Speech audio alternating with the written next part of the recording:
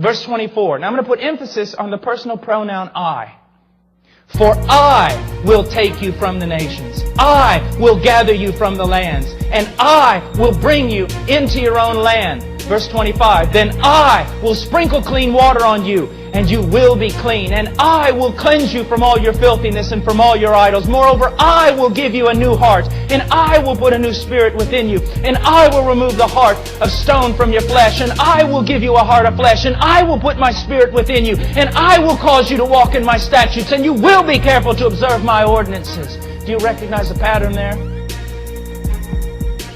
Salvation is all about the work of God, demonstrating the glory of God. And that is why men such as ourselves should guard it so severely and preach it so carefully. Because it's all about God and His name. That His name be great among the nations. Hallowed be Thy name. Thy kingdom come. Thy will be done. It's all about God.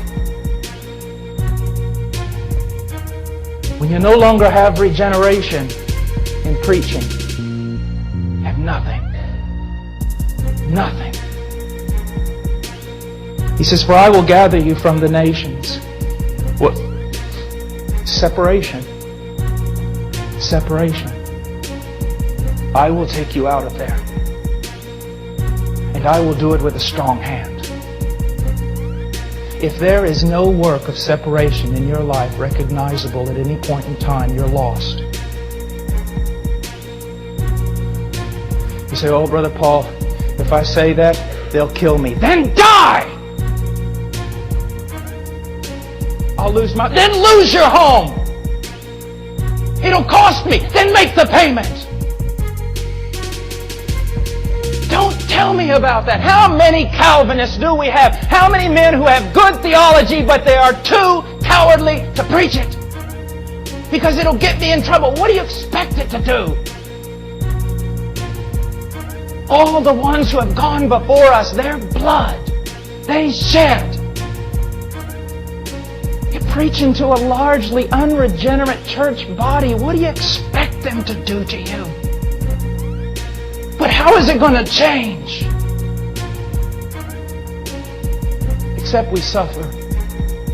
Well, you know, I was preaching at no small school several years ago, and a genuine revival broke out, so they tell me. I am never allowed to be back in that school again. Someone asked me about it. They said, I don't understand. And I said, this is what you've got to understand. Men are too civilized to want revival. They're too proper to want revival. They want everything pretty and clean, and they'll never get revival. Because when revival comes, it's going to rip everything apart, including us. Worst thing that ever happened to a preacher is he becomes civilized. It's worthless. Worthless. One thing I noticed about Leonard Ravenhill, and I'd take a Leonard Ravenhill over 20 dead Calvinists. One thing I noticed about Leonard Ravenhill, he was dangerous. He was dangerous. We ought to be men of love, men with towels, men who weep, men who serve, but we ought to be dangerous about truth. Do you really expect to get out of this unscathed? Without any scars? You expect? Just read Howell Harris, Daniel Rowlands, Whitfield, the two Wesley boys, even Edwards himself. Look what it costs. And it's the same thing in their day that it is in ours. Do you see that? What was going on? I'll tell you what was going on. You've been baptized as an infant, you're in the church. Even though you're unregenerate, you're in the church. You're in the church. You got in. Why? Because you went through some man-made superstitious thing. Southern Baptists are no different. It's just we don't have infant baptism. We have that silly superstitious prayer at the end of a Roman road that sent more people to hell than every brothel in this country. It's true. It's true.